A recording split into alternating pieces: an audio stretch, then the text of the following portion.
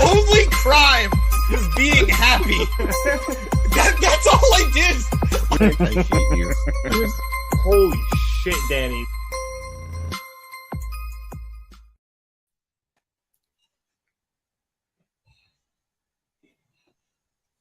Wait for it. There it goes. As always, my mic is last for some weird reason. But hello, everybody, and welcome to another edition of the Mark It Down podcast. My name is Nick Cummings, joined this week by Danny Hernandez, James Ashanti, and a returning Chad Big Bad Johnson. What's going on, Chad? It is great to finally have you back. Thank you. I see Angelo and Dev in the chat already. What's going on, guys? Good to have you guys here. And as we do every week, we are back here once again to review tonight's episode of AEW Dynamite. It's the first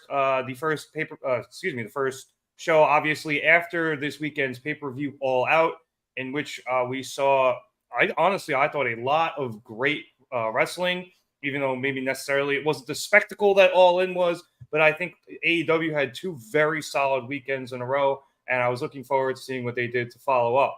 And All Out had Bryan Danielson. All Out had Bryan Danielson. All In had CM Punk. All Out was better. Ooh, that's really good logic, actually. I'm not going to argue with you on that one. And Chad, who is on super secret probation right now, can't argue with any points that Danny and I make. Or more likely, he's going to agree with a lot of things Danny says tonight. Any points that I and Rev make tonight. So, boom.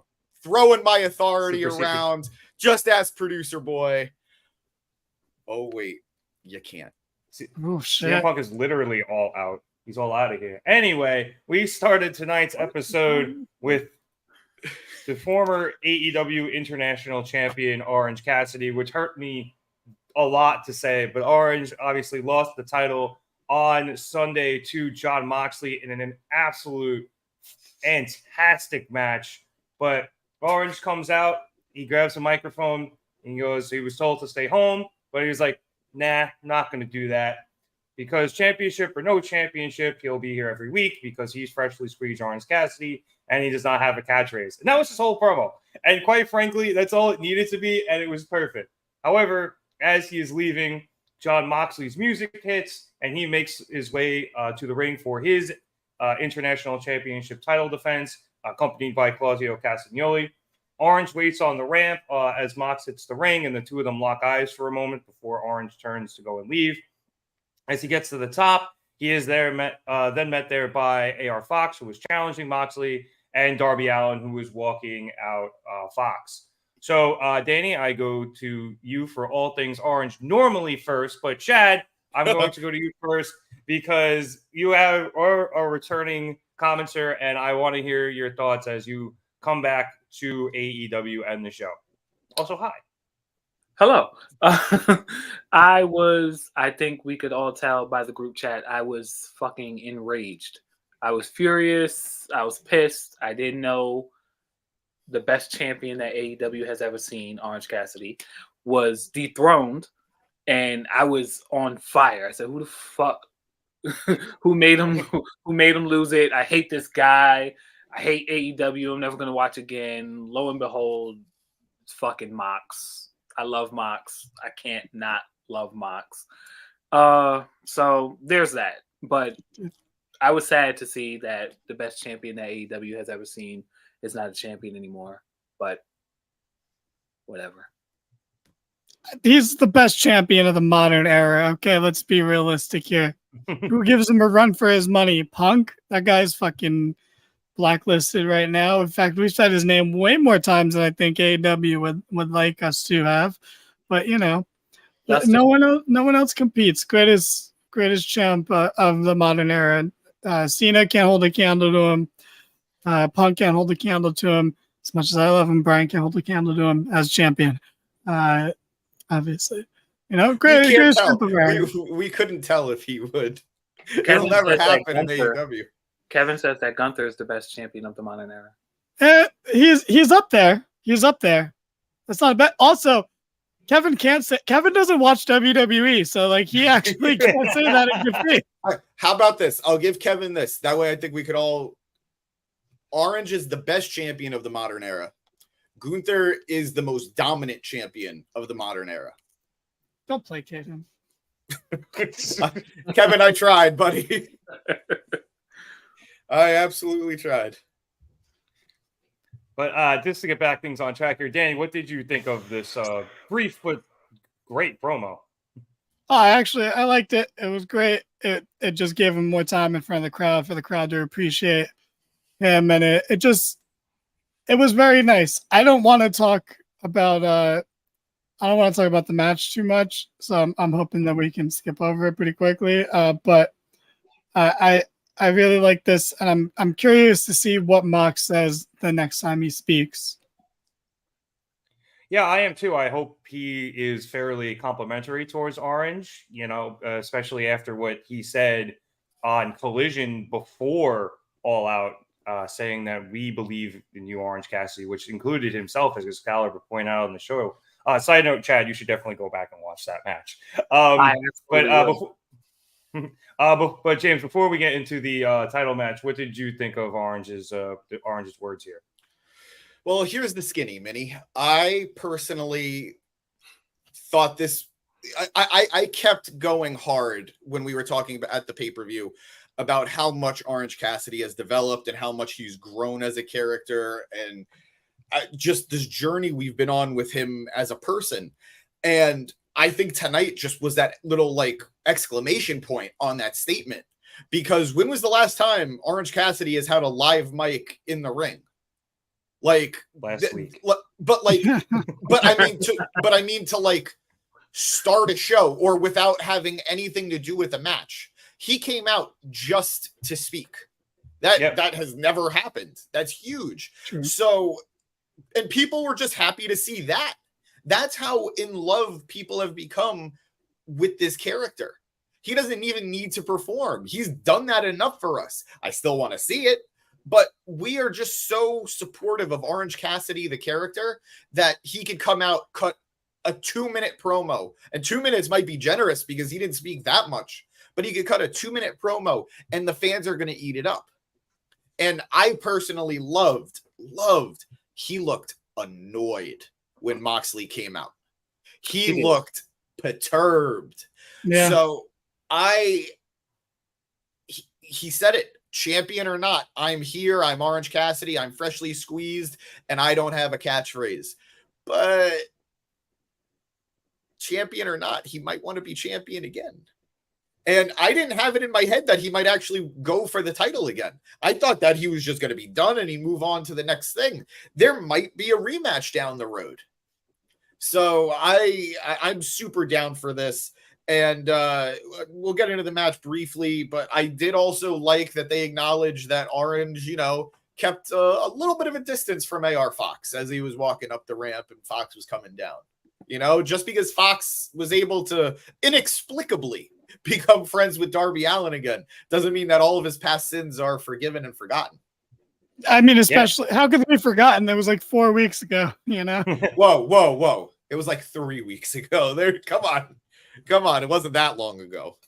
And I think that was a note that was hit upon quite often throughout this episode, which we will get to in a bit. But let's move on to that match between AR Fox and Jon Moxley, which saw them battle for the AEW International Championship. While Danny is very keen on skipping this, I'll just briefly cover it because he's not wrong here. This wasn't anything groundbreaking. It was a solid match, but it was a fairly easy defense for Mox. AR Fox got in his offense here and there because he's so athletic and high flying, but Mox mostly held him down. This ended with Mox bringing Fox down with the hammer and anvil elbows, and then Mox hitting the ropes and getting caught with a drop kick. Fox then went to hit the ropes himself, but Mox hits him with a King Kong lariat and then a Death Rider, and he picks up the win. Easy peasy. However, what happened post-match was a little bit more important, as after the match, Darby, who was initially watching the match backstage with Nick Wayne, came back into the ring to check on Fox and, to raise his hand and everything. And as we see that, Nick Wayne appears on the Jumbotron, where commentary wonders about how he's feeling about Darby continuing to be friends with Fox after everything that's happened, like you were saying, James, especially with Fox, breaking into Wayne's house and jumping the shit out of him. Wayne then turns around and he sees Christian Cage and Luchasaurus in his face. And Christian asks Nick how he's doing and says that after finding out his father was a wrestler, he looked him up. And much to Christian's chagrin, Nick Wayne's dad is much worse than he thought. But, Christian says that Nick is just trying to find his way through the world. And while he's chosen Darby as a mentor, he should maybe change his mind, decide to look up to somebody who's an actual champion. And then as Christian is leaving, he makes sure to ask Nick Wayne to tell his mom that he says hi. So, James, like I said, the match was fine. It was whatever. Mox gets his first defense in. But the aftermath of this match was the start of a thread that kind of continued throughout the night. I completely agree. And, here's the skinny mini. I personally think that if you're going to say that every time, I'm just not going to go to you. Are you fat shaming? Yeah. Who, me? Am I fat shaming? Guys, we're trying to stop derailing the show. Let the man speak. Thank you, Danny. What the hell? Rev, sidebar real quick. I know that's not my thing, but sidebar real quick. If we've got an issue, we could talk about it off air, like professionals, we don't need to air our dirty laundry on TV. They get rid of people like that in wrestling. So I don't want that. Jones over here. But I'm in the twilight zone. You missed a lot. That explains the haircut, I guess. I may be a tweener now. I don't know what's going on, but what's going on here? Danny's defending you. This is weird. Like the AR Fox Darby Allin story. There's lots of twists and turns for something that didn't last all that long, or most people are going to care about. So it's one of those things that I thought this was. Do you guys have a dedication? Don't answer that. Okay. The match itself, fine. Nothing outstanding. Both men did exactly what they needed to do. To go with Kevin's comment that Cassidy gave us great opening matches with fresh opponents, and yet it's going to feel like Mox is going to have glorified squash matches every week. I don't necessarily think that's going to be the case. I think that this was the first defense, and they want him to look strong as the new champion, which I think is the right way to go. But even if there is somewhat of a power disparity, I'm not necessarily going to hate that. I think we're in line for another relatively long title run with this international title. And I think that it's going to be somewhat similar to Orange's, that we're going to see somewhat frequent defenses. Whenever Moxley is a champion, he tends to defend somewhat regularly. But I kind of want that to be where the similarities end. I don't want Moxley to feel like he's the same champion that Orange was, because if that's the case, Orange didn't need to drop the title. So I'm okay with this. I'm okay with this being sort of, maybe at least in the beginning, how a lot of these title matches are going to go. Reestablish Moxley as a monster, because truth is, he's had 2 relatively big losses in a short amount of time between Blood and Guts and Stadium Stampede. Granted, it's not like he lost either of those matches, but his team took the L on both of those. So if you want to reestablish him as a tough, unbeatable guy, this is a good way of doing that. So I am okay with that. AR Fox, I was very sympathetic towards him a few weeks ago when I heard the reason maybe why he missed All In, but now I'm hearing there was another reason that he probably missed All In, which I am way less sympathetic about. So I'm not necessarily clamoring to defend the guy right now, even though I do think he's a good talent. But yeah, fine match, and I'm excited to see where Mox goes next. And for the after match stuff, the post match stuff, I feel like I did kind of call the Nick Wayne Christian thing a week or 2 ago. And I guess I just speak creepy little bastard because I know where Christian's head's at, and I'm not thrilled with that. I always thought I was more ultimate opportunist, but clearly not the case. Thank God. He got with Lita. But anyway, well, can I build on something you said real quick? That I do think Mox is going to defend pretty regularly, and I think the comparison to Orange Cassidy will be intentional. I think Mox will actually get to a point where he is he realizes how tough what Cassidy did was. Like maybe he'll be like halfway to Cassidy's number and he'll start to realize like how the fuck did this guy do this? Like maybe him and Cassidy don't interact much, but then around that point, they just have some sort of interaction that basically says, yeah, not so easy, is it? And then he has even more respect for Cassidy because I think he does. That's the only thing that was missing from this was him not giving any sort of props to Cassidy, but I think that's coming in the upcoming week. So we'll see where that goes. But Rev, if I give a suggestion, we're like 16 minutes in and we're still talking about this garbage opening match. Maybe it's time to move on. Chad, did you like it or you don't really care? Right? It's an AR Fox match.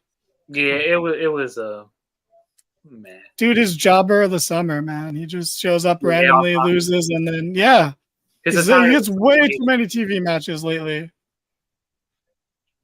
But we all can move on. Yeah. I mean, he's one of those guys, and James and I kind of brought it up the other week when Commander was on TV. They trust him enough to make the other talent look good and not kill them. So that's why you see him on TV. Jobber to the stars, as they say. But he's talented himself, though. So I get it. I definitely get it.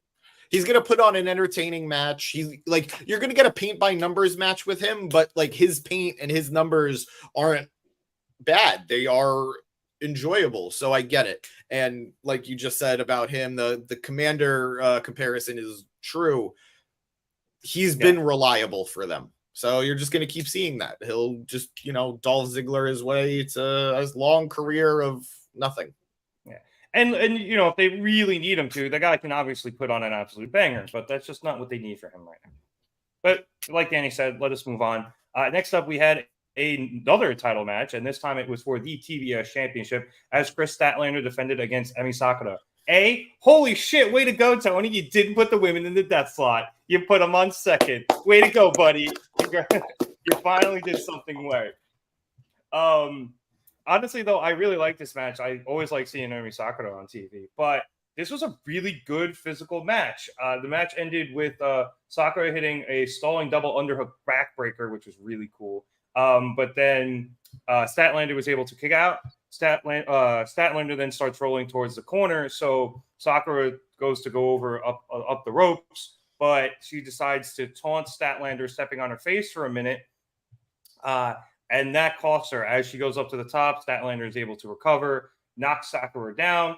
Then Statlander hits a discus lariat and Wednesday Night Fever, and she retains her title. So, I mean, Danny, again, not anything groundbreaking here, but this was just a really good match out of these two women. Very physical, and I mean, this crowd really wanted to make a meat chant happen tonight, but I felt like this was the most physical of the matches, and it's a little difficult to do it in this situation.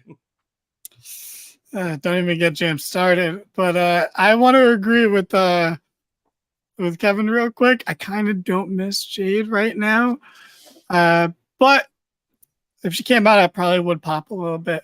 So, but this match, it was a lot of fun. I really liked it. Emi Sakura is kind of what's, not completely like an AR Fox, but she's of that ilk of like, whenever you're on TV, you're just here to lose a match. And like, someone has to do that. Like that's a role that has to be filled, but it's hard to get invested or suspend your disbelief. But that being said, they got the crowd really into this by the end. So they did a good job and it was a fun match. And, it's Statlander's title reign is getting back on track. And to be honest, it was only off track for like 3 weeks and people are made a bigger deal out of it than it is.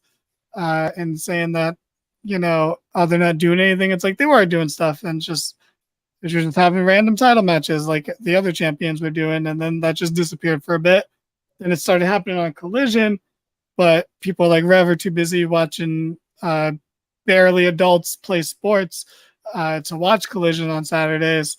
So, it's not as seen, but it's nice. It's getting back on track. She had the big pay-per-view defense, and now she had the big, or another big match on TV here, and it's good. I feel like we're getting into some good stuff here with their. I'm just glad it wasn't a dust spot in the crowd. We're really, really into it. And yes, see, he did lose to Brooks. It's very keen of you to observe. I know it wasn't for Joe's title, but I don't think that was Jay's point. I think Jay's point is that he lost at the pay-per-view and now he's going to be going for the title and he's in a fucking tournament. Look, real quick, this is going to come up later.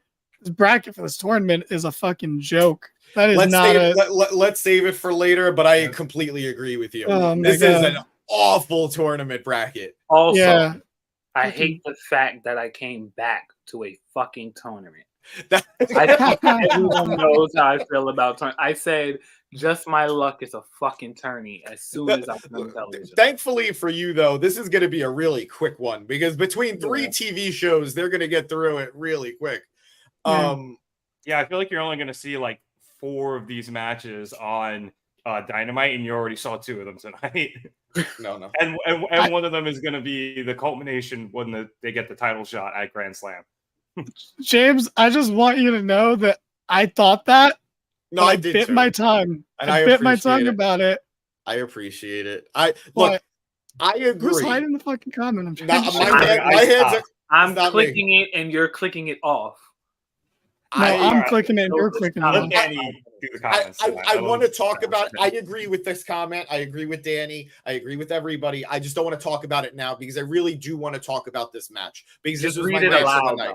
This I will later. What about now? This was my match of the night. Jimmy Uso. Well, technically both. It's a gag. Match of the night, though. This was my match of the night. Emmy kills it every time she's on TV. Danny's right. It's hard to get super invested between constantly losing and being on TV so infrequently, but she is always so good. And I'm glad that we've gotten her these last couple of weeks on TV. She's really been killing it. I appreciate, I love the physicality of this match. Right? That like crossbody onto Statlander, who was sitting against the steel steps, was brutal. I love that. That was a great spot, and I love the angle that they did for the replay up top. One of the few times their camera work was on point tonight. Good stuff. Statlander did not really win this match. She survived this match, so that's a good way of protecting Emmy while also, making Stat look like a crafty champion. So I appreciated all of that. I would like to rephrase that a little bit. She didn't survive. She just took everything Emmy had to offer, and then just won. It wasn't like she got lucky. It was she took everything this girl could throw at her and then just beat her. It was more of like she took Emmy's best shots, and all right, that's fair. That's fair. Which I guess you can technically say is surviving, but. But no, surviving has the connotation of like semantics. Not tomato, potato. It's the same thing. To go back to something though that Kevin said about, I know you acknowledged it too. I don't necessarily miss Jade the person. I do miss the spectacle that came with Jade though. And I feel like the women's division as a whole is missing that right now. There's no spectacle to the division, and there's no spectacle to this title right now. I love Stat, and she's killing it, and I'm glad that she's getting recognition, even in mainstream. I'm glad Ben Stiller acknowledged the Zoolander outfit. It's all been great. But there was something about when Jade came out that she had that it factor. She had that star power, that appeal, and I want to see more. I want to see more of that. And I know Stat isn't Jade. They're 2 different competitors entirely. But I would like to see that big fight feel that accompanied Jade. Jade had a gravitas to her that I feel like nobody else in the women's division really does. I don't think so. I mean, there's star power in the division, obviously. Definitely. But there was just something about Jade that felt star. So yeah, good match, strong match. Jade could still be a spectacle, but Statlander with the title having way better matches is better for the title and the women's division in the long run. I agree. And I do think too that we're kind of being proven right now with Saraya being the women's champion. We're going to see a highlight put on Statlander in the TBS title because Saraya is not going to be defending this title on a weekly basis. We know her next defense is going to be, or her first defense is going to be Grand Slam. So let Stat be there weekly and let Saraya be there for the big moments too. So I think everybody's winning here. And that's basically your women's equivalent of what was just happening in the men's division with Cassidy and MJF. Yeah. Two complete opposites on the spectrum, but both work and both extremely effective. So I think just doing that, but with the women's division, that's the perfect way to go. I completely agree. And to answer this question from Jay, doing her thing. There's no timetable for a return for her. And to her credit, you know, when she was champion, she was competing, if not on a weekly basis, fairly regularly. So I'm okay with her not being there right now. Let her have a little bit of a break. Let people miss her. Because for a while, by the end there, we were all ready for her to lose and we were getting a little tired of her. So let's hit the reset and then, you know, put her on Collision. And I'm not even saying that in a shitty way. Add some star power to Collision. And she's been looking great outside. I don't know what the fuck she's doing, but she looks great. It's cool. When you're not traveling on a weekly basis, your workout routine gets to be a lot better. Yeah. And I imagine she's training her ass off and, you know, becoming even better in the ring so that when she does return, she'll even be that much better. But Chad, I did want to get you in here and get your thoughts on the match before we move on. Yeah, absolutely. So first things first, I have never seen Emi Sakura in a match ever. Yeah, she was on Dark and Elevation a lot back when that was still a thing. So that would be the reason. I was going to say unless she was renamed or something in another company, but I've never seen her until tonight. I haven't seen Statlander since she's been healthy, I don't think either. So for me, this was very refreshing. Again, I love the rookies are the people who I don't see often, so I can see what they're working with. The Emmy girl was fun, super fun. Stat looks great as champion. We all begged for this practically months ago when Jay was the champion. We wanted this. It's here now. It looks good. I'm excited. I can't wait to see more. Yeah, Emmy's always really been great because not only backstage is she one of their trainers, I believe, and she's very good at that, but she is always able to just draw the crowd in, even back when she was doing Dark and Dark Elevation. You can watch like some of her matches, and no matter who she was facing, she'd always get the crowd involved in whether she was face or heeled, and no matter in some way, shape, or form. So I've always really liked Emmy. I'm glad she's getting some shine on TV the last 2 weeks and put on an absolute banger of a match tonight. That was a good match. It really was. Yeah, I think, James, I don't know if it was my match of the night, but it was close. But I was going to say, there's a comment coming. Who is that fourth person? That is Chad. The long-awaited return of Chad. It's Danny. He's always here. I don't know where the confusion is. Who is this hardcore casual? Hardcore casuals. Hardcore casuals. Yeah.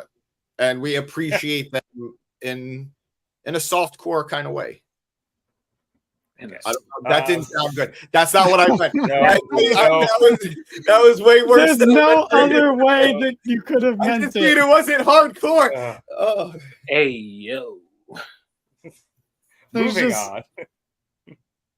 We had a backstage sit-down interview with Roderick Strong, in which Roddy was asked about his parents, and he describes his rough upbringing as James goes to the penalty box. He describes his rough upbringing, saying his parents weren't there. He was forced to take care of himself as his sister also left to get away from his parents. And he had to sleep every night with a BB gun in his hands for protection. So wait, could you repeat that, but do it in a silly voice, please? Why? Because it's he's telling a serious, emotional, and personal story, and I just think you should really undermine it by saying it in a silly voice. Well, I found it interesting that it almost felt like Excalibur didn't believe him, and Shivani as well. I mean, the guy's been in a neck brace for 5 months, you know. Yeah. And realistically, what is a BB gun gonna do? I know it hurts. I'm not saying it doesn't hurt. Shoot your eye with that. Shoot your eye out with that thing, kid. Anyway, so for Roddy, wrestling isn't just a business; it was a way out for him, which is why he's going to run this tournament. And also, Adam Cole already knew all of that anyway because he just had to slip that shot in there. After that, we then had Les Sex Gods, Chris Jericho and Sammy Guevara face off against Aussie Open. That carny piece of shit, Don Callis, is on commentary because, as he said later, he's a serial killer and he likes to go back and see the destruction he has wrought. So this match ended with Sammy taking out Aussie Open on the outside with a tope, and Jericho attempts to follow up, but Sammy is pushed into him as he comes down. Aussie Open then hits a collider on the outside, and then they hit an Aussie Open on Jericho back inside the ring, but Jericho is able to kick out. Jericho, their finisher is also their team name? Aussie Arrow. Oh, it's Aussie. I heard Aussie. That's on me. That's my bad. I heard Aussie Open again. As Jericho is getting set up to be hit with another move, Sammy's able to recover and get back in the ring. They hit a Spanish Fly on Davis, leaving Jericho one-on-one with Fletcher. Fletcher hits a high kick in the corner and a brain buster, but Jericho is again able to kick out. He recovers and charges at Fletcher, but when he does, he runs into Sammy, who had jumped up on the apron and knocks Sammy off. Jericho turns around to find Fletcher charging at him, so he's able to time him, hit him with a Judas effect, and pick up the win. After the match, Sammy is super ticked off about the friendly fire. It did, actually. I don't know why. But he's ticked off. So going so far as to push Jericho before they're separated, and Sammy leaves walking out through the crowd. Now, I kind of like this match. I don't know if it deserved a This Is Awesome chant, but it didn't really get going there towards the end. It did not. I did enjoy it, and I can see why a crowd might chant this, but it sounds like I'm in the minority here, and I'll go to you first, Chad, since you seem the most vocal about it. I fairly liked it. The match was fine at best. It wasn't magical. It wasn't awesome. It wasn't great. The whole time I wanted Aussie Open to win because what the fuck is a Les Sex Guys?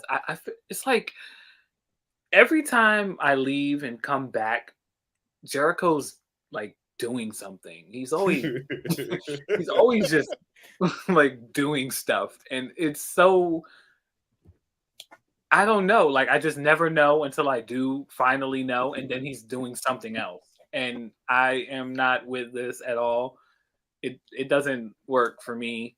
I hoped Aussie Open won the whole time, and they didn't, which I knew they wouldn't, and I just was kind of like, whatever the fuck.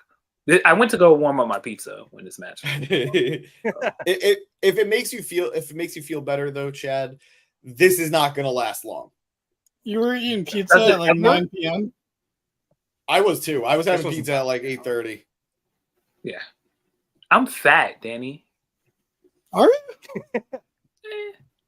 I've never seen you in person, so I'm on the chubby side. I mean, first of all, anything is beautiful, but you are beautiful, Chad. That's all that matters. I don't care about anything else. I appreciate you. How very hardcore. I was eating around the same time.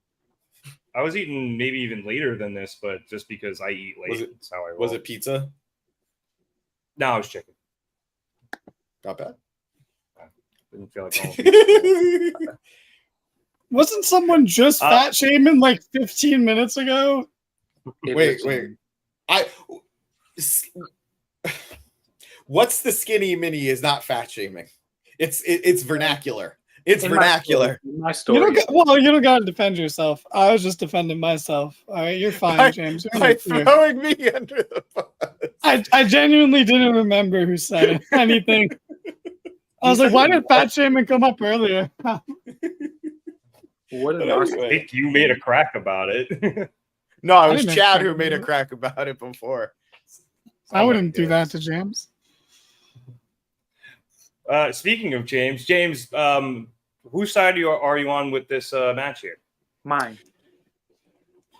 So here's the deal, Jessica Biel. I am on the same side as Chad. What is going on? Let the guy speak. Why do you keep interrupting him? None of this happens to anybody else. When Danny I like that speaks, one better. nobody gives him crap. When Chad speaks, nobody gives him crap. But me, I'm out here. I don't want to say I'm the Iron Man of this group, but I don't deserve this crap. That's all I'm saying. And you know what? Cry me a river, Chad. Cry me a river. Oh, that goes with the Jessica Biel joke. I was making a Players. Punk reference. Yeah, I am an onion, and not just because I'm sweaty. Like you could peel me and something's gonna come out. But anyway, I thought the match was good. I thought the match was fine. I don't think you could get a bad performance out of Aussie Open. I think they are one of the best tag teams in wrestling right now. And did I get muted? Because that would have been funny. You're fine. Okay. I think they're one of the best tag teams in wrestling right now, and I think it's a shame that they're losing pretty consistently right now. I know that MJF and Adam Cole needed to win the Ring of Honor tag titles, and I'm glad that they did. It's a shame that Aussie Open had to lose. Them losing to the Sex Gods feels wrong on multiple levels. It feels... Joke's on you, Kevin. I make everyone cry, and it's usually because of my smell. But like an onion? Yeah.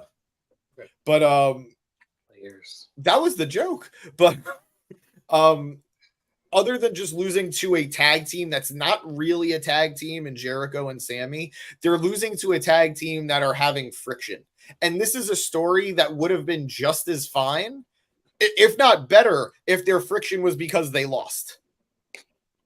Like them having friction and not being on the same page is better if they lose. So this was a weird choice in my opinion. I do think the match was fine. I do think the match delivered in a lot of fronts. I don't think this was this is awesome match, but it was good enough.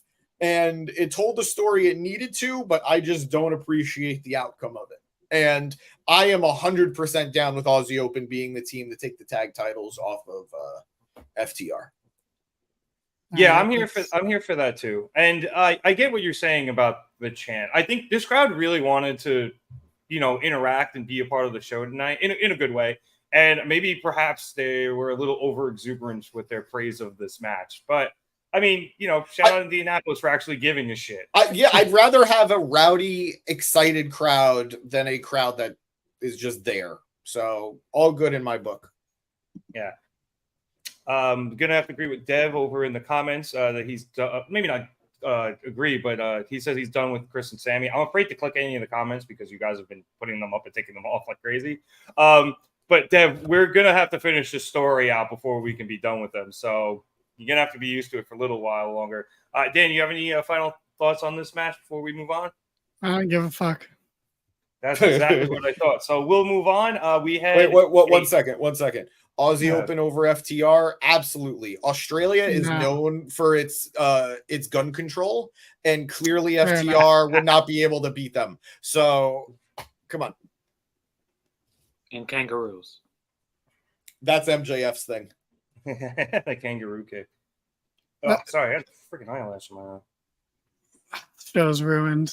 All right, well, it's been fun, guys, but we're gonna have to call it a night here. Sorry we couldn't get through the whole show. This guy got an eyelash in his eye. I'm good now. So my eyelashes are very long. It happens sometimes. Next up, we had a video package for Ricky Starks after his strap match loss to Bryan Danielson on Sunday. Ricky, as always, fucking absolutely delivers on his promo, saying he proved a point on Sunday, doing what he said he was going to do by not quitting and forcing Danielson to almost kill him, and then ask when it's going to be time for someone who says what they say, who does what they say they're going to do. Not quit. But this is far better than I'm making it. Ricky got a lot done in a short amount of time. I will quickly open the floor if anybody wants to comment on it. But I love Ricky, and I want him to get all of the good things.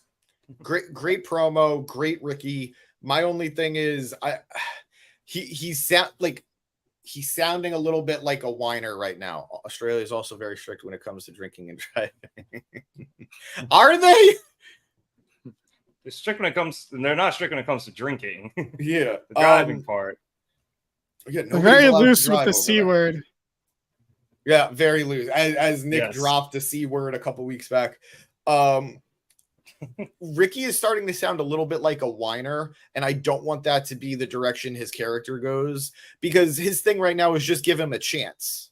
When is he going to get his chance? But he's had multiple chances this year alone. He had the chance against MJF and lost. That was last year.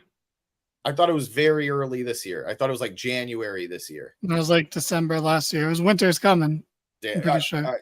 Yeah, no, well, it was within the last 12 months, though. So, but fair point. He lost to MJF. He lost to Bryan. He had that spot against Bryan, and he lost it. He's the one who carried the FTW championship and lost it to Hook because he called his shot and it wasn't good enough. So he does have these chances, and he just keeps blowing them. And I hope that's something that one of his opponents acknowledges sooner than later.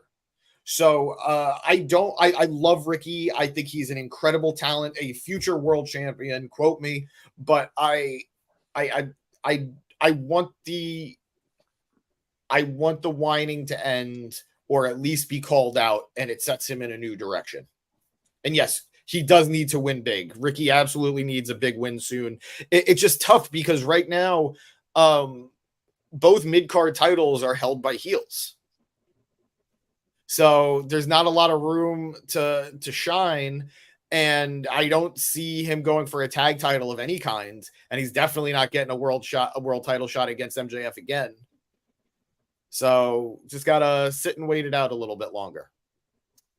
Yeah, I feel like I get where Ricky's coming from, though. It feels like he's been started and stopped so many times. And that, I think, is more of his complaint than failing all the time. So, and this most recent time, obviously, despite the fact he faced off against Bryan, he was in the middle of this large program with He Who Shall Not Be Named, and that person is now gone.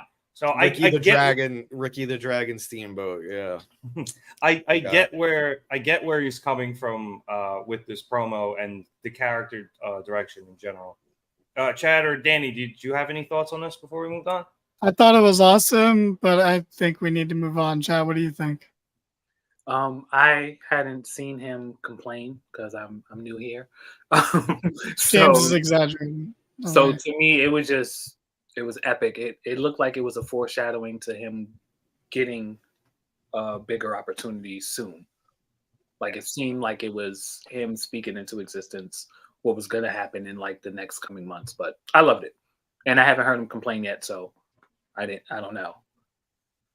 Yeah, it seemed more like frustration than complaints, but I guess you can take that as you will.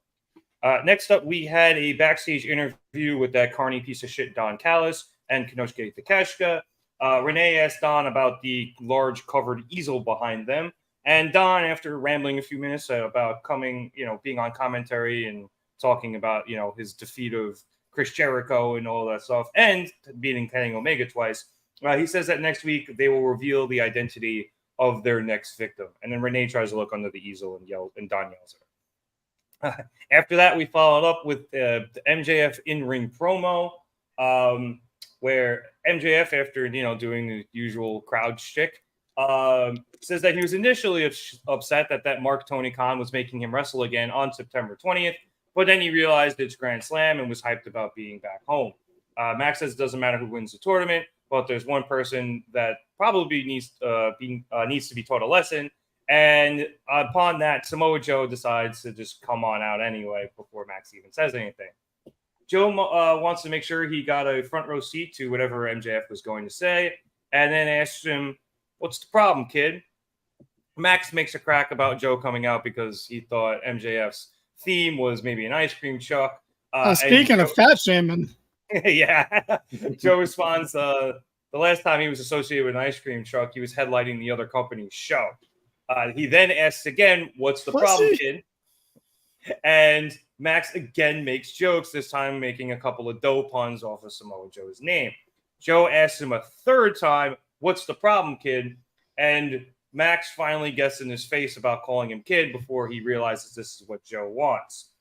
So Max then again regales us with his tryout in Brooklyn and Regal blowing him off, with the story ending now finally that Max knocked Regal out and sent him packing back to NXT where he belongs, and hopefully he'll be able to do the same to Joe.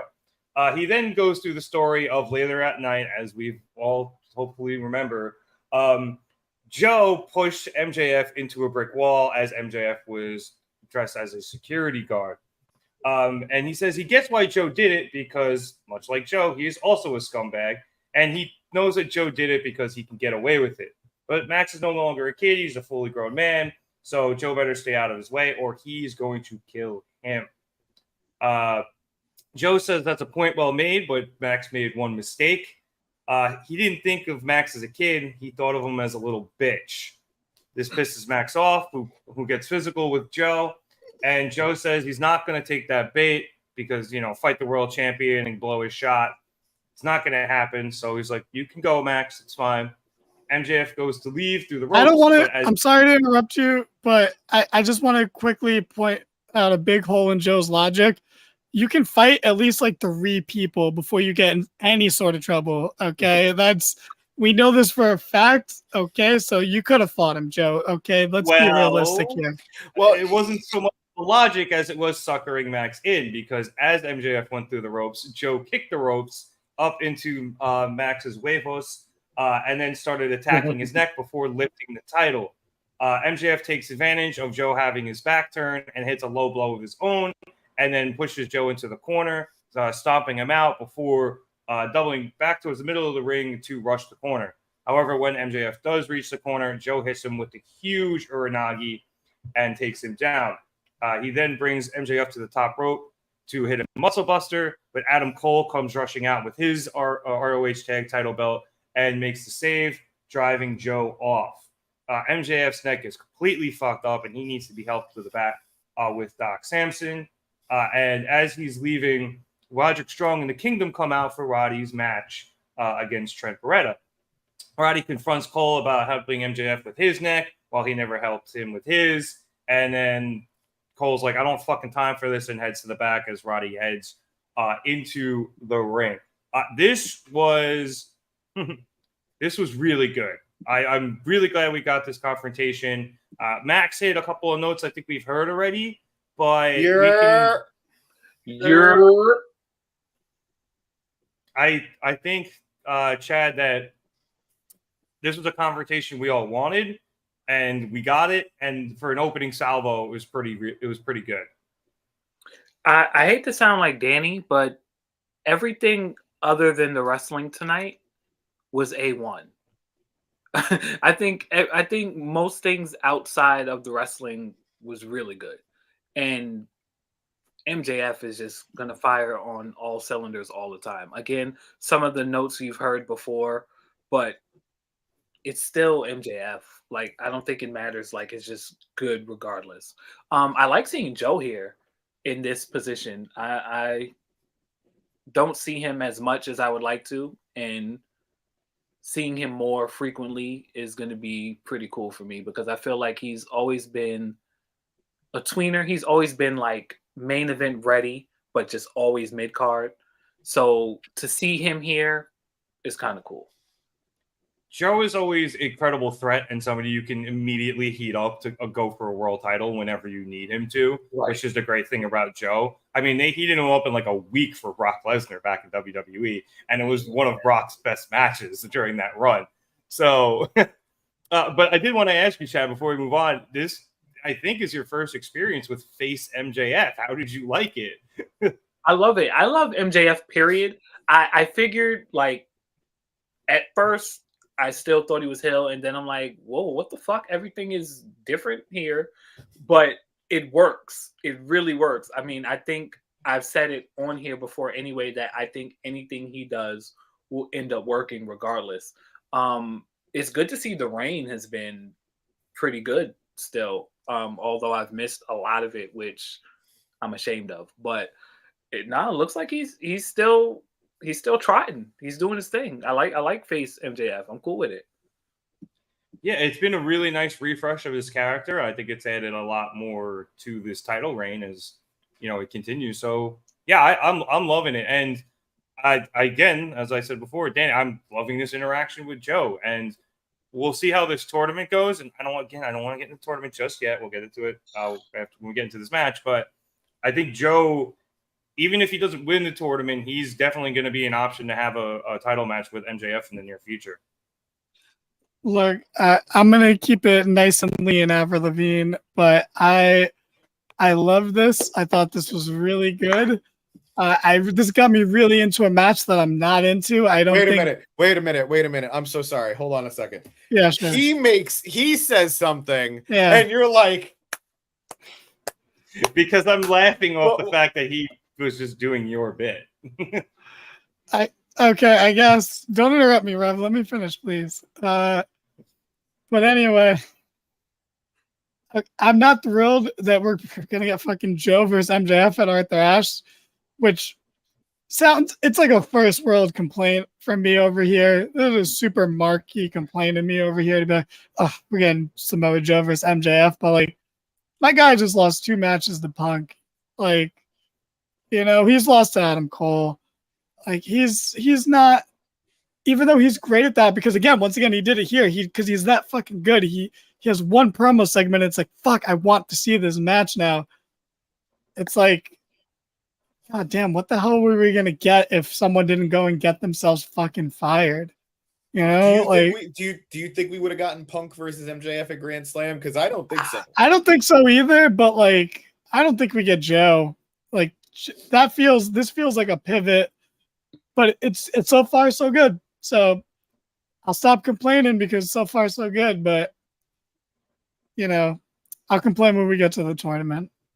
Yeah, I mean, we've had 2 interactions. We had the one Sunday with the shove and the pull apart brawl, and now this, James. And they've heated this feud up, like I said, not only very quickly but very well. No, I completely agree. I am frustrated because I actually do like tournaments, but we all liked tournaments a year and a half ago, but things have changed. Point of diminishing returns. But this is a tournament that has no purpose. Beyond the fact that there is nobody in this tournament that realistically deserves to be in this tournament. It's Darby Allin's the only one. And even he just lost too. Yeah. So it's there's nobody in this tournament who actually deserves to be in this tournament. And we already know the outcome. Like, I don't think it's going to be Roderick regardless, because there's no way they're going to try to hype up Grand Slam on Roderick Strong versus MJF. But MJ, like, why even go through this like nonsense with the tournament when we have the program already with Joe? Like, Joe, you could have just had the feud. Just have Joe. Yeah, there's no need for it. Or have MJF be that mad because Joe's clearly under his skin, and just have MJF for the first time ever. He's the one throwing it out there. He's using the title to get the match he wants, as opposed to someone else goading him into it. It's if you let Joe use some reverse psychology, get under MJF's skin, and have. Yeah, you're fucking spot on, James. This is stupid. But wouldn't that kind of undermine what MJF said, where he wasn't going to let Joe goad him into this, and that he wasn't going to win the tournament? He doesn't want Joe to get under his skin, but he is. Like, he can't. He's trying to pretend that he's not, but he clearly did. And we've also seen it twice now that MJF has gotten goaded into matches. It happened with Cole, and I think it happened with Starks too. Yeah, I think so. That's what I'm saying. Like, he's been vulnerable to it, and I think that he's trying not to be, and that would show the character. But this is different because this is somebody that he actually has a gripe with, and he's had a long gripe with him for years now. So I would have been fine with this just being a feud. This didn't need to be a tournament. And if it was going to be a tournament, I almost wish that they didn't acknowledge the Joe MJF stuff until he won it. Yeah. I mean, so when you're right, you're right. This was very weirdly, poorly handled, in my opinion. But again, I am not going to complain too much because this has been a feud we've been wanting since Joe debuted in AEW, or at least it's a feud I've wanted since he's debuted in AEW. For me, yes.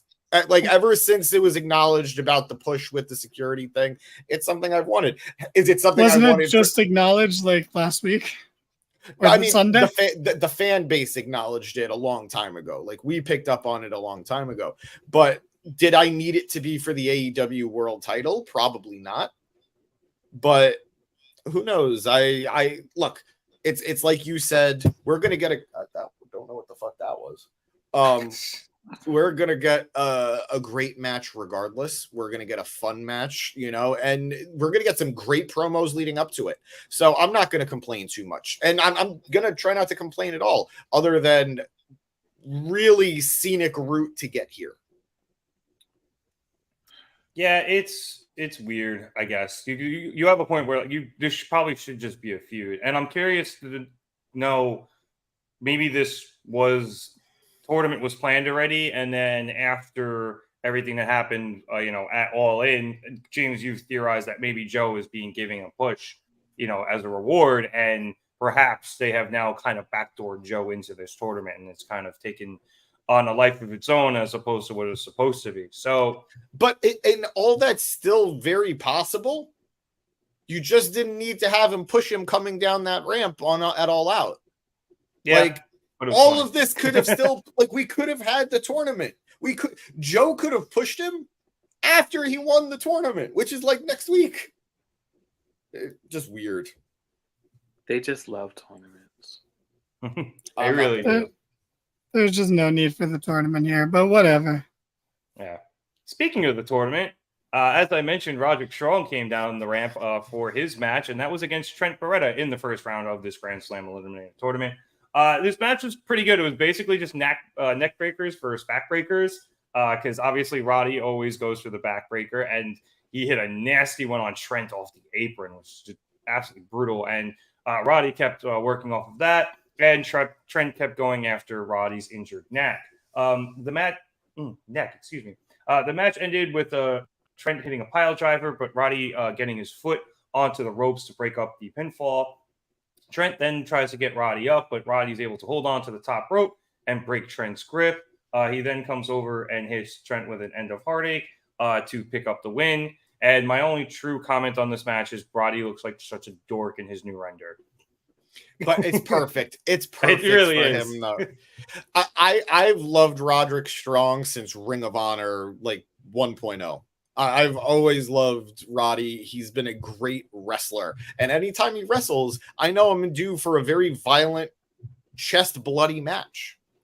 Roddy has never been a great character guy. And whether it's because he was never given too much opportunity to grow in that department or to show it off, I don't know. But this is his best character work, if not ever in years. Ever. So I'm fine with this. Let him be a dork, because guess what? Depending on how it's handled, Kurt Angle was a dork. But nobody cared because Kurt Angle could snap your ankle and he was one of the best wrestlers on the planet. Roddy is one of the best grapplers on the planet. And if he's going to look like a dork from before the bell rings and after the bell rings, that's fine. As long as that's stuff in between, he's doing what he did tonight. Him putting on the neck brace as soon as the match was over was the best thing I've seen in ever. I think Kevin put it perfectly. I feel like the next step for Roddy is that his dad dies and he goes right into a program with Christian Keys. See, no, but he'd be agreeing with Christian. He's like, yeah, my old man sucked. At least his current character probably would. Yeah, no, you got a good point there, James. As long as they keep him looking strong in the ring and then let everything outside of it, go the way it's going, he will always be a credible threat to win a match, or at least look like a credible threat to win a match. But I mean, for me, I guess now we can start talking about this tournament, because you guys have been chomping at the bit to do that the whole time. You guys said that outside of Joe, nobody really deserved to be in this tournament. And I'm just going to make a small argument for Trent, because they are coming off those big wins in the Stadium Stampede. So not wins. Win. But singular win that this man has had in his entire career. Still a pretty big win in Stadium Stampede. So maybe, at least give one of the best friends a shot in the tournament. Other than that, yeah, you guys are pretty much right. It's pretty much just Joe, and Roddy's here for storyline purposes. And if we're going to be honest, again, Joe lost twice recently. Yeah, so the Joe's just here for storyline purposes. And it's weird too, but like how did the match was fine, and we'll talk about it later. But how did Nick Wayne earn a berth to this tournament? The guy's been there 5 minutes. What I want to know is how is Leatherface not in the tournament? Because He Might as has well his be. own. Chad, do you know where I'm going with that at all? No, and there's no need to Either. explain it. Just let it go. Yeah, if I say it to you, it's going to sound like a fever dream. So just go look it up. Texas Chainsaw Massacre match, AEW. After It was Okay, Jeff. we'll- It was Jeff Hardy versus Jeff Jarrett a couple of weeks ago. no It more, was- no more than that. I don't want to see that. It was a fever dream, but I guess Chad, while you're here, do you have any Wait, comments did he, on the Kevin? tournament? I thought Penta won that match. No, Trent did win the match. He's right. He pinned Penta. Yep, he stole it from Mox. I'm pretty sure. No, but didn't So, didn't they have two? Wait, didn't they have 2 3-ways? Because I vaguely remember Penta pinning Trent after something with the Tag BCC team got match. taken out. That was a 3-way tag match. Okay, gotcha. So he's still a loser too. Okay, but at least he's winning a bit more of late. But but I agree that Trent deserves better with Yes, Kevin's original point. But best, we're just best friends in general. Yes, as That's does that. Chuck E.T. As does Chuck Yeah. E.T. Let Chuck E. T. say shit on television. Back to this match in the tournament, Chad. What did you think of the match? And obviously, we have your hatred of tournaments, but if you have any comments on that as well, by all means. I hate that I'm here because I absolutely was a fucking King of the Ring stan. I was like a tournament buff. I was a junkie for it. But with AEW, it always feels like. Have you guys ever heard the saying? Meetings that could have been emails. Yep. This is all I think about when AEW pulls a tournament. Now, besides that, I had such mixed emotions on this match. I like the match first and foremost. I'll say that. I'll start with that as a basis. I enjoyed really seeing Roddy in this space. Like James said, the comparison to Kurt Angle, by the way, chef's kiss. That was amazing. I liked it. It makes sense. it was fine. It just correlates. It just correlates perfectly to me because I've always loved Roderick Strong, but as you said, he's never, and I mean ever, had a strong character in any extent. Like even when he was the head of Diamond Mine, like he just was kind of there. He's always been a great wrestler with no layout, no backstory, nothing. Like there was nothing going on. There's a reason MJF called him a creator wrestler a couple of weeks ago. Yeah, he absolutely is a call. Like that's him. But so seeing him in this space was super like refreshing for me. It was creative, it was cool. Like everyone said he's a dork, but I loved it. It made sense. It was gimmicky. The neck brace was a good touch. I really, really, really, although I love Roddy, wanted Trent to win this. I've missed these wins or win that everybody else has seen. So I have not seen Trent Beretta win a match in, whatever. Since the original parking lot brawl against Proud and Powerful. I have not seen that. So That was a long time ago. well, I guess I haven't seen a win. I feel like I'm there, but like he never wins. So I was gunning for him. I knew he would lose, so that was bittersweet. But the match itself was fine. I hate tournaments. And I hate tournaments. Only AEW tournaments though.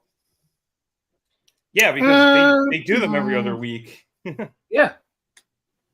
I don't Yeah, love WWE tournaments, but I like them a hell lot more than AEW. I like the G1. That's where we're at.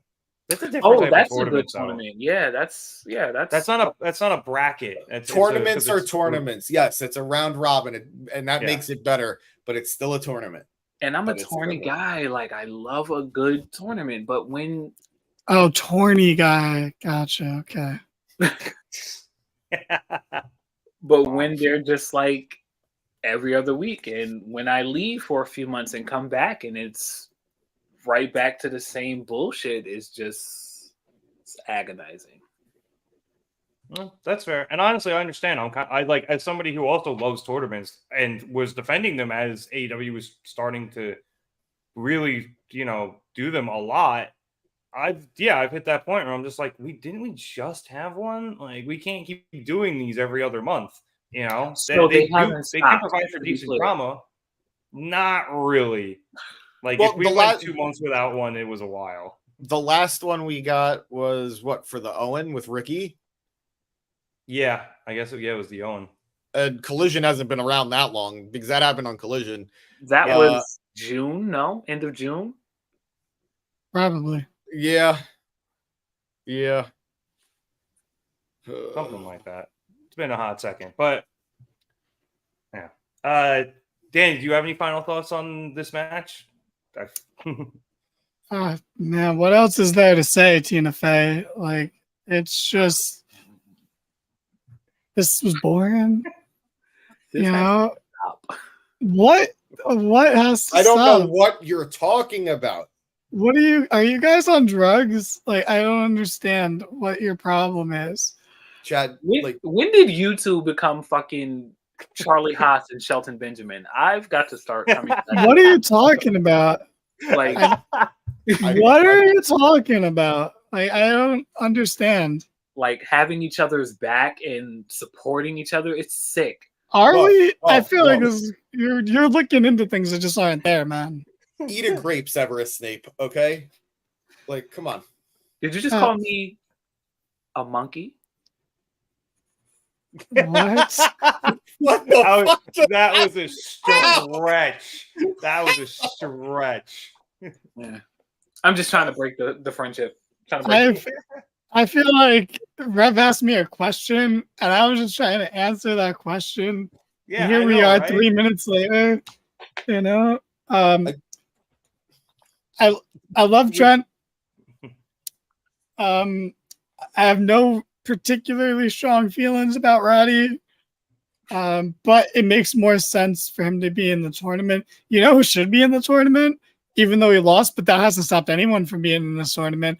Adam Cole, because then we could have a Roddy versus Adam at some point in this tournament. Adam could get fucked, or you wouldn't even have to have that match yet. Adam could lose to Joe, so Joe gets a win back over someone that's beaten him because he can't get a win back over the other person that's beaten him because, he's crying a river. But, there's just so many better ways he could have done this. Like, more or less what James was saying earlier, you could have just not had a tournament, and because Joe lost and he knows he's way back in the line, he can use getting into MJF's head to get him the title shot, to go to MJF into offering up the title shot. And this would have been a way better story and made more sense. Roosh should be in. Sure. I'm not big on Roosh like you are, Kev, or like some other people are. He's more credible than quite a few other people in this tournament. I think the only reason they don't want to put Roosh in the tournament, because there are a bunch of Collision guys who make sense here. I know that two of you are very low on him, but Collision has rehabilitated the guy. Andrade has been very winning on Collision. I'm not advocating for him, but I'm just saying. Miro, another guy, he had a big win coming out of the pay-per-view. Yeah, why isn't he in the tournament? Yeah. But I think the logic there is they don't want to put these guys in the tournament just to lose. So that's why we're seeing a lot of these names in here, because these are people that, who cares if they lose? Nobody's going to be upset that Jeff Hardy loses. Nobody's going to be upset. Well, you are. I am, but I'm dead inside now because of him. People are going to be upset. People are going to do that to you. Damn it. Damn it. Big Bill should be in the tournament. I agree, Kevin. Big Bill is amazing. No. I don't know how I feel about the Big Bill Ricky Starks team. Well, I liked it during the promo on Collision. Yeah. So I'll give it a chance. I'm still very high on Big Bill going to Bullet Club Gold at some point. But regardless of that, he's gonna put all blonde guys with beards and Bullet Club Gold. And Jay White. Jay White's dirty blonde. It's so dirty. It's so dirty. It's black. But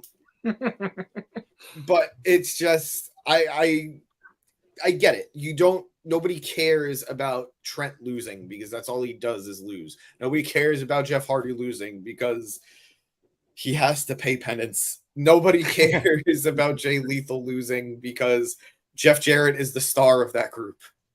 That and Leatherface. But you still need there to be some level of stakes. And I don't feel like there really are. Yeah, Was that your dog? Yeah, I don't know what the fuck that was. It sounds like it's outside. Sounds like somebody's hungry. Oh, no, you know what it is? It's Don Callis' entrance music. There you go. I feel like it is important that we tell you that Maynard and Parker are Canadian. So I don't know what the connection there is. Well, Cool Hand Dan just acts like he's Italian, and Bernard is loud. Yeah, those are the most Italian Canadians I've ever seen in my life. Yeah. Santino, Canadian. Yep. That's not as Italian as those two. Yeah. But anyway, there's another guy I think who could have been in this tournament, but we'll get to him in a second after a brief backstage interview with Tony Storm. Renee asked Tony about taking the spray paint can from Ruby Soho on Sunday and costing her the title, and Tony doesn't recall doing that. And Renee then asked her about the upcoming four-way match for a chance to face Saraya at Grand Slam. Tony pretty much blows her off, says a bunch of shit, and then tells Renee to stand up straight, keep her boobs out, and look out for the shoe. Now, look, I'm not doing this promo justice, mostly because Tony was talking at 1,000,000 miles a minute, and I couldn't get everything down, but I love this new gimmick. She's just... it's fantastic. Yeah, she's completely ignoring park. Everything Renee says. She's absolutely unhinged, and her just not remembering the fact that she cost Ruby on Sunday is great. Yeah, so look, Rev, this is for me. This is you and me right now. We're not going to let these other two talk. We're just going to take a brief moment to talk about how we were right all along, and that Tony Storm was great, and these two were wrong. And that's that. I concede. I feel I need you to hear that you guys were right and I was wrong. That said, James, are you praising a foreign woman? Chad, you've missed a lot. Truly the end of the world. I want it on the record. You guys were right and I was wrong. But this Tony is so much better than any other version of Tony we've ever gotten. Is that fair? It's so different. I don't want to call it better, but it is. No, it's better. You can compare different types of. It has so much more potential. We'll see it in a little bit, but it's definitely going to be better. The shame of it, though, is there's nowhere for her to go with it. Because as good as it is, and it is good, I'd say it's the best character work of any woman in the company currently. I don't think I did, but they keep saying I did. And honestly, they made me believe it. What's happening? Look, Anyway. we don't have banners for nothing, okay? You did. No, you disparaged her and you said she's not a good wrestler and she can't cut promos because of her accent. And this was a reoccurring thing. You said the same thing about Saraya. And it just became a reoccurring pattern. Am I Kevin Dunn? What's happening? But this is her best work. This is her best character work. And when you are this hot and you're doing this level of work, it should lead to a title or I didn't mean that kind of hot, but it should lead to a title program. It should lead to even potentially a title win, but she just dropped the title. So because the division doesn't have much going on, maybe she takes the title off Statlander down the road. Down the road, thinking. Like not for a while. There's just not a lot to do here. No, that's the you're thinking too small-minded. You should be celebrating that someone not going for a title has a character and something to do. That's the beauty of this. That's the best part of it. But we don't. But she doesn't have much to do yet.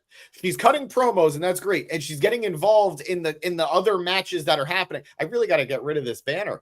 I got it. No, you're gonna put it Oh, back. okay, no, sorry. I called it in time. But she's not doing much on her own right now. Clearly, there's going to be a match with Ruby. There's going to be a match with Saraya. Whether or not she wins the Fatal 4-Way, she probably will.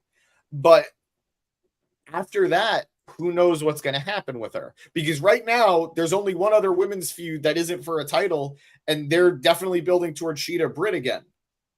Or at least it feels like they are. Yeah. So No, first of all, look, I'm sorry, Rev. Sheeta's been demoted to ROH, so just deal with that.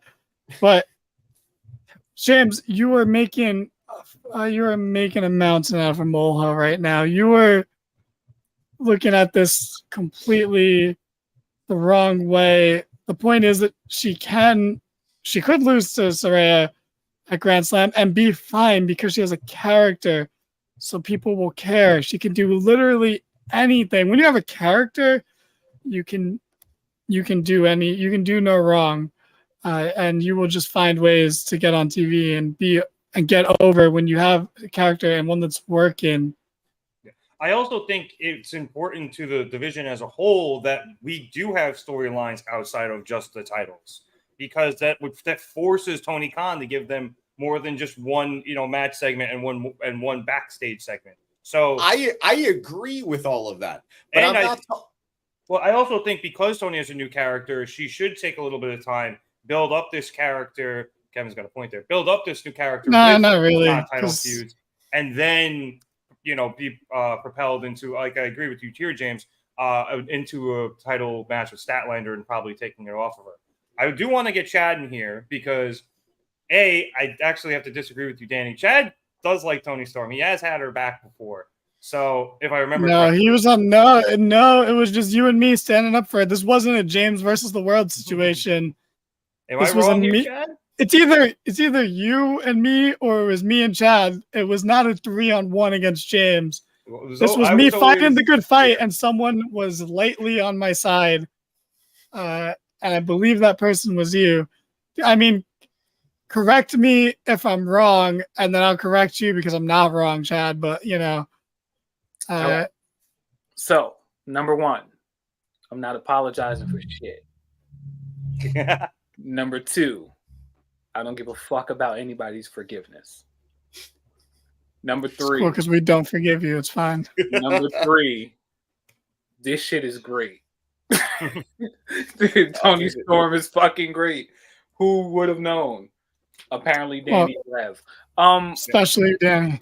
So, to my defense, this is the best character work she's ever done. Agreed. Okay. That doesn't make you right in the past. It does make me right in the past because I said... No, if someone just did better work than they did in the past, that doesn't mean what they did in the past wasn't good. I didn't say she sucked. I said verbatim. You said she's fucking garbage and she should be fired from the company. That is a fallacy, a falsehood. Go back and look it up. It was 80...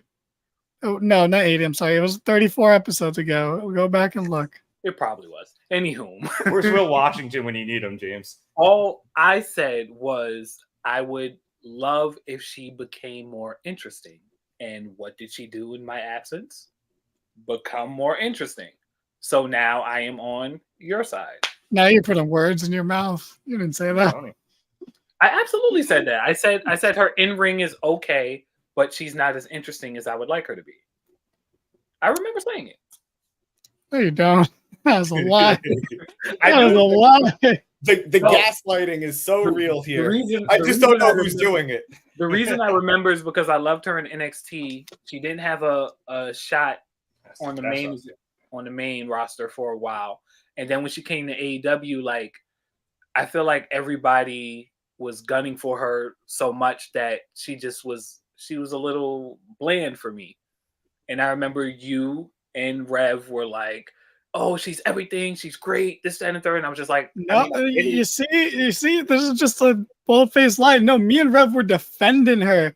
You guys fired the shots. We defended. We weren't like, "Oh my god, it's like Toni Storm's the freaking best." You guys were like, "Yo, this girl sucks," and we were like, "No, Toni's good. What are you doing? Give her a chance." I'm being a little hyperbolic, but so are you guys. You guys are just Not about super me. I'm playfully distorting. I have things. acknowledged 100% that I said these things and I was wrong. I'm out of it from here. I'm on the pro Tony team now. Sounds like we all are. Garbage. I just said she was overrated and she needed to be more interesting, and now she's rated fine and she's more interesting. So I win. I don't care. Fuck off. I think I Yeah, remember well, you. shit. I think I remember you saying that she should go prematurely bald too at one point, Chad. I don't remember, but I feel like I heard you say that. I've never in the history of my life said that anyone should go bald. I'm just. That's Maybe not it was advice producer I've boy. given to Maybe it was producer boy then. He can't defend himself, so. Yeah, you and Eric, like you guys are so similar that it's hard to remember who said what sometimes. So I get that. Me and Eric? Yeah. Wow. Okay. Next. What's next on the docket? I don't know what the fuck is going on here. I think Got we him. have spent quintuple the amount of time on the segment than the actual segment was. I mean, it was like the best part of the show. No, it's not true, but you know, it was amazing. Let's Yeah, move oh my on. god, I was gonna go do that. No, wait, that's not right. All right. Well, while you guys figure that out, I'm gonna move on. I Next love up, we it. had an in-ring interview with Hangman Adam Page. Excuse me. Whoever put was a terrible teacher on the upper third. That is cold. I mean, I feel like if he's an alcoholic, you know, he probably would be a terrible teacher. I don't feel like he was an alcoholic at the time he was teaching, but What do you think drove him to drink? Fucking kids, bro. Are you kidding me? I feel Losing. like every teacher was an alcoholic. I as that I somebody can confirm. as somebody who knows multiple people who work in like the school district, yeah, they. What did I do? This is I historic. mean, right now, nothing, but you know, you have a track record. You should put Yeah. like in parentheses like the letter D, hated. But I've never hated women. I love them. I love women too, but we hated this woman, Chad. You need to acknowledge what we were.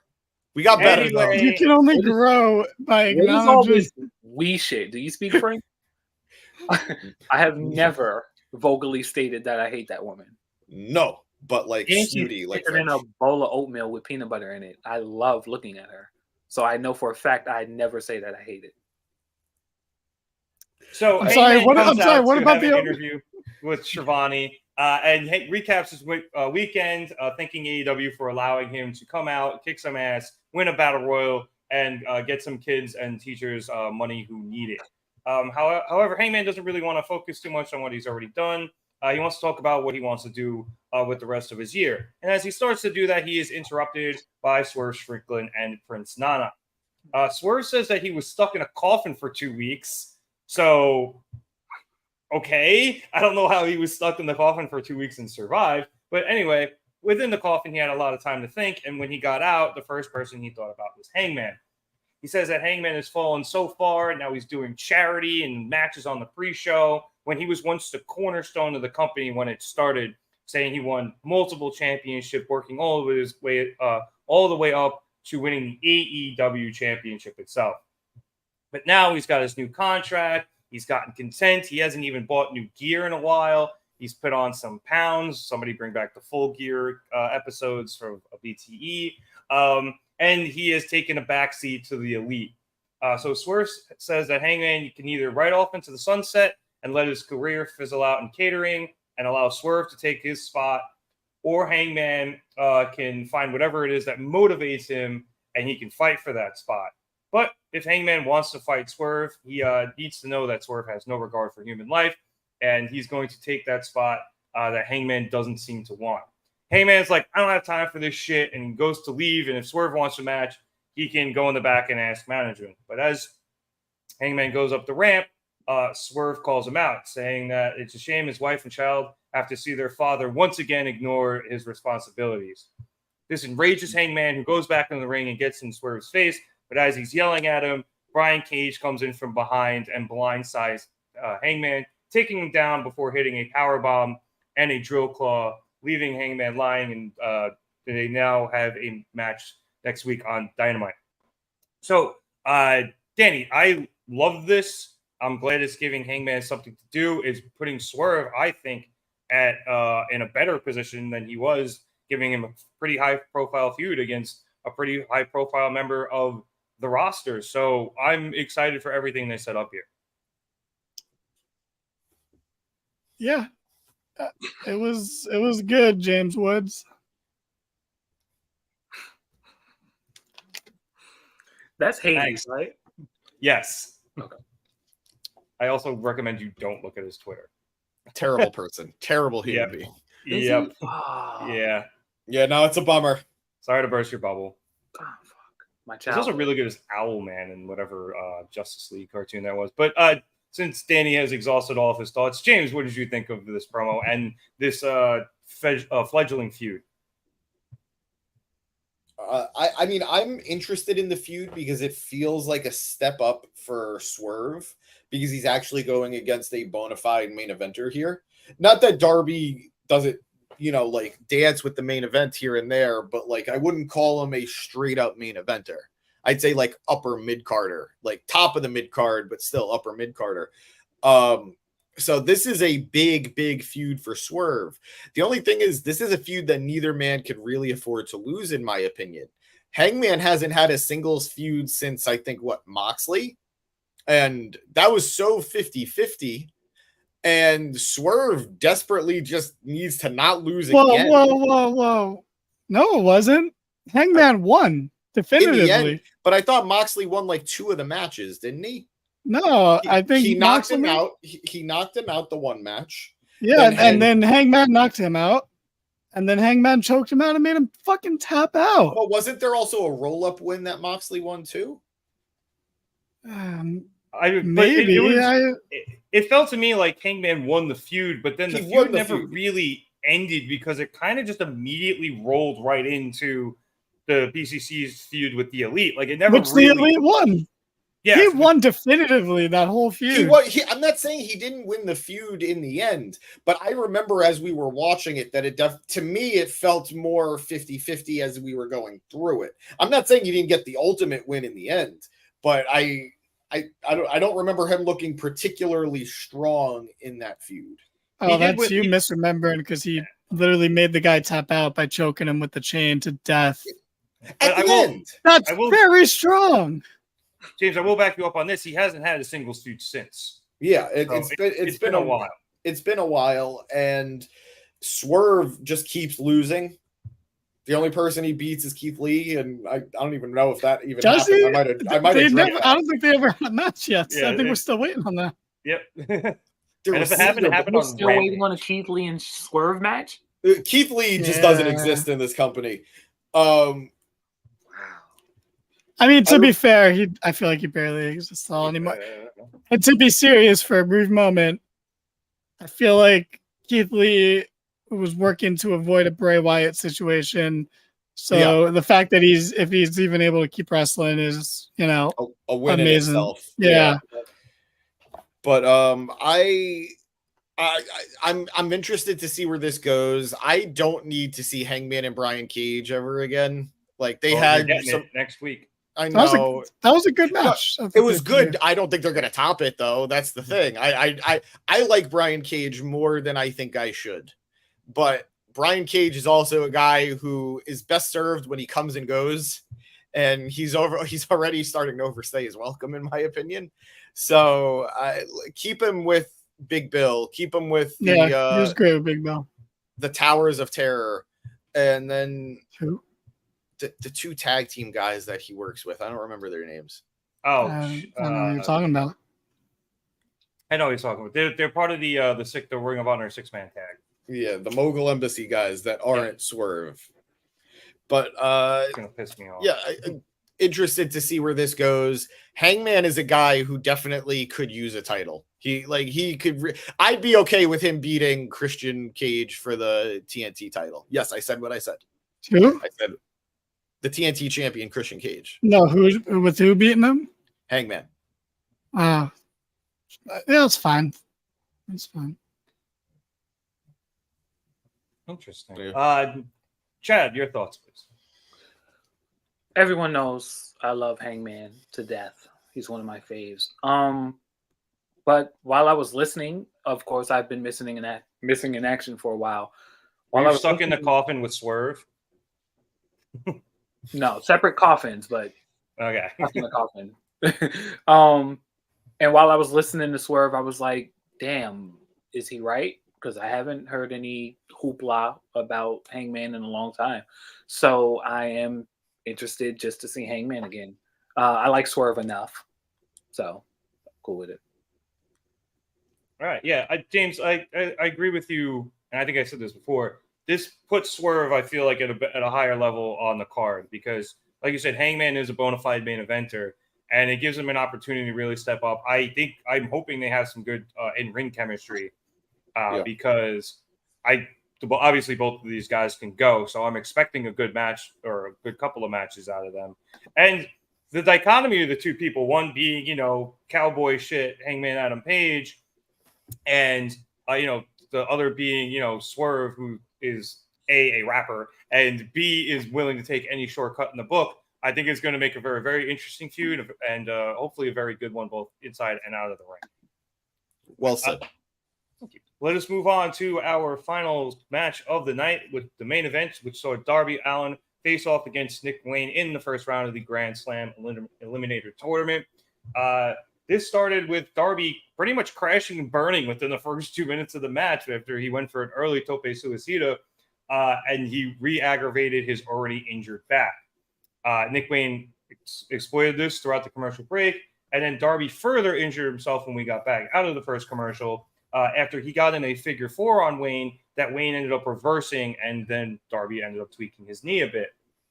After they traded some back and forth shots a bit later in the match, where Darby feels like Nick isn't hitting him hard enough, maybe pulling his punching.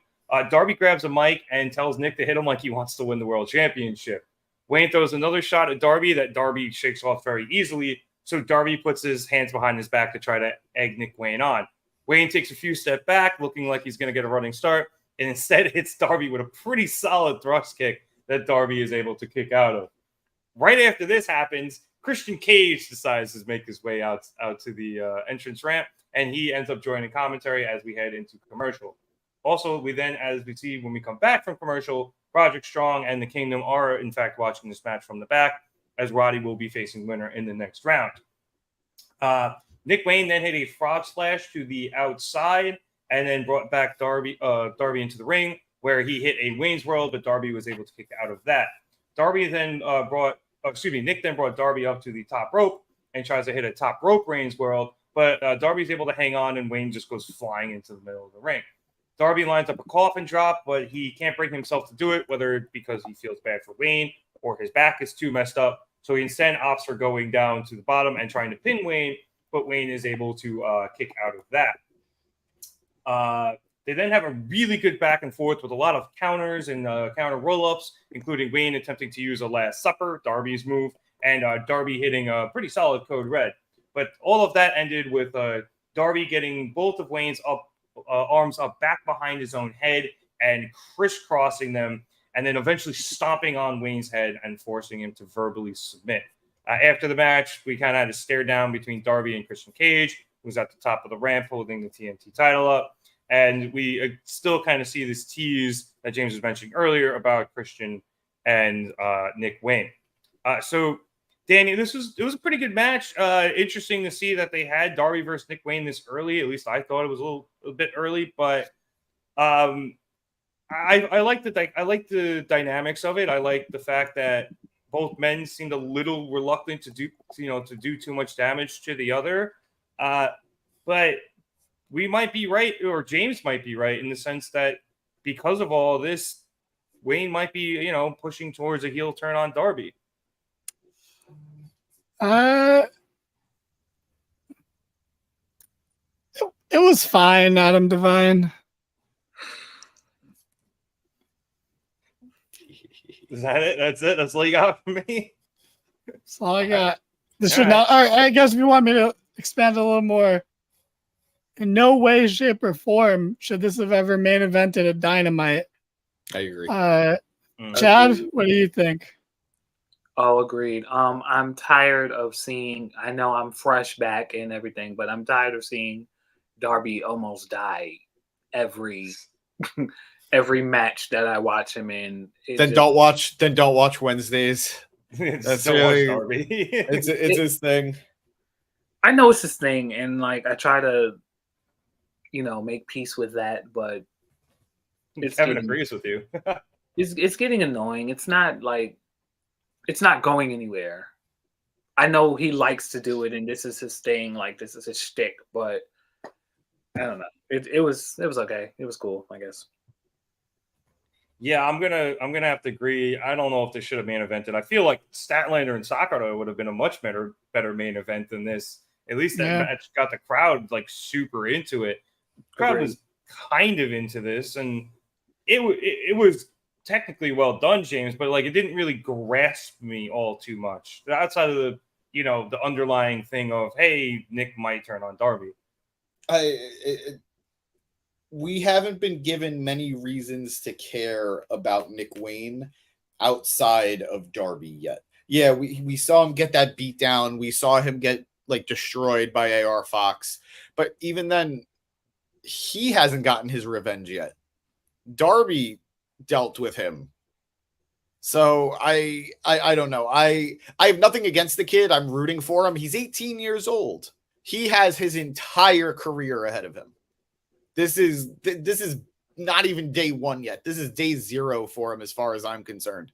So I want them to make a slow burn with him. And personally, I think him being with Christian is going to be huge for him because there are I think I said it before, there are very few people I'd rather learn from in AEW than Christian Cage.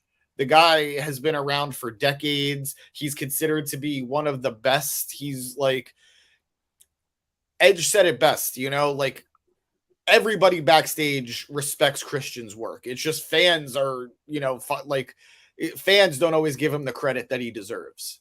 So now that we're all really giving Christian his flowers because he's just been killing it right now. Like, we got to remember, this was a guy who, when he got signed to AEW, people were upset. People were mad. I wanted to bring this up, and I almost wanted to make a short out of it, but can we all just laugh now at ourselves or just at the fact that so many of us were upset when it was Christian Cage and not CM Punk? Because look how the hell that turned out. All right, look where we are now. One of those guys is the TNT champion, and the other one's walking around pretending he was a champion. Both of those guys are very similar, though. Former champions in WWE. Both of them hate Jungle Boy. Only one was a future Hall of Famer, though, which is how Christian was announced. Yep. We were all expecting these big things out of that person initially, and then we got Christian. Yeah, and then honestly, Christian has over-delivered in AEW since he's been there. So let me say this about Christian. Christian really makes me wish that my dad had died. Like, James, close your mouth. That's like one of the least dramatic things I've ever said. Yeah, it's not the most. Yeah, come on. Okay, I get it, James. You have a loving relationship with your father, okay? You don't have to rub it in me and Rev's faces all the time. The fuck, dude? Well, I don't know how much you're willing to joke about that, like me and Rev are. So, it's been a while, Chad, but we'll include you in that. I'm absolutely willing to joke. James is the only one who has really. Oh, yeah. We're gonna bully you for having a dad, James. How do you like that? Privileged. I'm not sorry. Great question. Great question, Kevin. I do not know for sure. Yeah, I don't know. Like, I genuinely have no way of finding out. As common as my name is, my dad's name is like even more common. So there's just no fucking way. I would never know. Well, this has gone. This took a a direction turn. I would. Yeah, right. It's This is also praise for Christian. Okay, because you know what? If I ever met him, that'd be like one of the first things I'd tell him. When he was at his press conference, he was like, "How's everyone's father?" I'd be like, "I don't know. Maybe dead. There's no way of knowing, sir. What do you want to do with that information?" He'd probably offer to take you under his wing, and you would immediately accept. Should you? Ask Christian. I'm gonna say no, John. But you know, that's not my decision. Do follow your heart. Do not come in here with life decisions like that. Yeah, no, we are not the people. Not with No, we are the people. Follow your heart, John. Also, did you guys see Christian the other day at a fan event? Like, there was a little girl. She had a replica AEW title, and he took it from her to take a picture. No, but I love that. He had the TNT title and her title while standing over her. That's She got funny. it. She thought it was funny, but yeah, Even if she didn't get it, it it's always funny. happens, man. It No. always does. How's it off the rails? We're answering questions. John asked a question. We're giving him some serious advice. Now, look, John, what are your other options now at this point in your life? You're about to turn 30. Aren't you 30 now, John? Did you just turn 30? Did you not just turn 30? So what Well, other he said options do you have now in already life? At 30, so You know, do you have a career opportunity in the near future? You know, do you have are you prideful in your country, or do you think the best way to help improve your country is from within? You know, you got to take all these things into consideration. Or do you just think guns are cool? You know, if any of these questions have answers, you know, use that. Do what you want, John. John Blattner with a gun. That's crazy.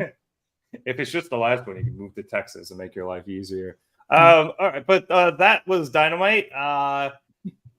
It was okay. I think we said a couple of times that the non-wrestling portions of the show were actually quite good, and the wrestling itself was, depending on your opinion, mediocre to okay. I think we can all agree the Statlander Sakura match was probably the best match on the card, and not to take anything away from that, but I guess, Chad, if that's your best match, you're not putting on the best show you can possibly have. Especially Why is that? Why is that? Yeah, why is it? If the best match was a women's match, it means the show wasn't the best show they could have put on. Is that really how you want to end the show? We're about to end on a patriotic note, and this is how you want to end things? Because I don't think that was Statlander's best match. And I think that I'm going to get in trouble here. So, Chad, following up a very good All Out and a very good All In the week before, this was a fairly weak showing, which I think seems to be a bit of a weak point of AEW in general. Yeah, I thought I just knew in my heart that this was like going to be the comeback episode and everything from the fallout from All Out, and everything's going to be cool. And it was just, I'm back. Like, whatever. But I missed you guys, so that heightened it.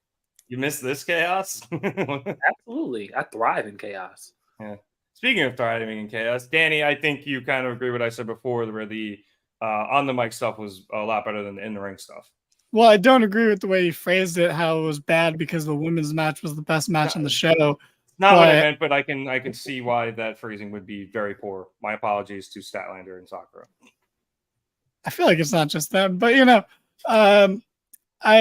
look, it's weird because I actually individually I liked a lot of this show, but there was like nothing tantalizing on paper in ring wise, and then the women's match, delivered, and then some, but.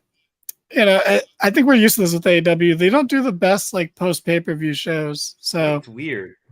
It just is what it is. It was fine, but this was fun. So yeah, and it's funny too, where a show where things seemingly interconnected from one segment to another, it didn't. Not that it lacked continuity change, but it never really got going. What, the whole show? Yeah, there was no. Like, I stand by the fact that I thought Emmy and Stat put on match of the night, and it was probably the best part of the night outside of MJF and Joe. But there was no one big moment that stood out above the rest. Like, maybe you could argue that with MJF and Joe. but it's as good as it was and as satisfying as it wasn't anything really new or groundbreaking. It was just a personal feud that got a little physical. So I needed just that one little cherry on top to put this show over. It was a good show. It wasn't a great show. Yeah, I feel like it didn't even have sprinkles, you know? But also, James, correct me if I'm wrong. Was this the week where a couple of the talent was missing because of Bray Wyatt's services? That is true. That was this week. That was today. I thought it got delayed. Oh, did it? Yeah, I thought it got delayed. But they probably still had off. But yeah, I'm pretty sure the funeral got pushed back. Yeah. Okay. So I didn't know about that. But that would be weird if it didn't get pushed back and Mox was there today for AEW. I feel like he would be there for Bray. Pretty good chance. So yeah, I guess we don't really know the circumstances of that are off the top of my head, but that could have been a factor. People who, you know, were planning on going to the services may already be there, even if it was delayed. So, you know, even if they might have been short staffed, which may have contributed to, you know, I'm trying to think of the phrase here, but you know, it being not the best show they've ever put on. But still, I think that's something AEW needs to work on. They need to get better, you know, building off of pay-per-views, you know, following up, taking those. He was on the pre-show for All Out. Was he? With who? They had the Battle Royal, and Tony Nese started it, trying to do like exercises in the ring. Oh, and it was there with Nese, and then they threw Tony Nese on top of him. He does do a good amount on Ring of Honor because he is with those talent. He is with Daivari and Nese. Yeah, and Danny doesn't care. All right, thank you guys so much for watching. It's been a great episode. Make sure to follow us on social media, Instagram, TikTok, Facebook. Subscribe on YouTube. All the links will be in the description. Thank you so much for watching. Don't drink and drive. Be nice to animals. Like, comment. Tell someone you love that you love them, or at least that you tolerate them. All right. Thank you. Have a good night. Yeah. He's not ready for the banner. No, it wasn't that. I was like, wait, he did everything right? And I was like, yeah, he did it a lot faster than me. Okay. Social media is blowing up. Instagram, go watch Danny's hard work. That was already put in there. You don't got to drag it out, but thank you for the kind words, but you're the king of the memes right now, so don't sell yourself short. Rev, cut us off with the music.